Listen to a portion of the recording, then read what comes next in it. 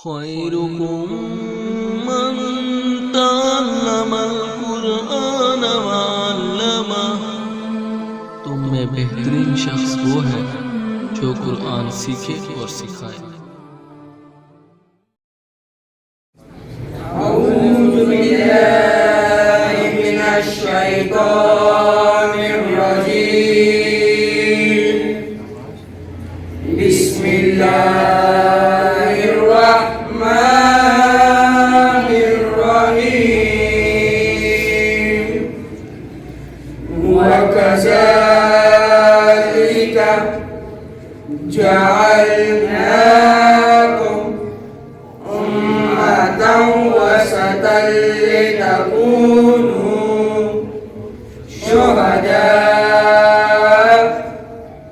على الناس ويكون الرسول عليكم شهيدا.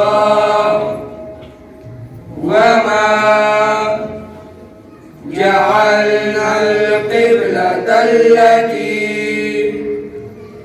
كنت عليها إلا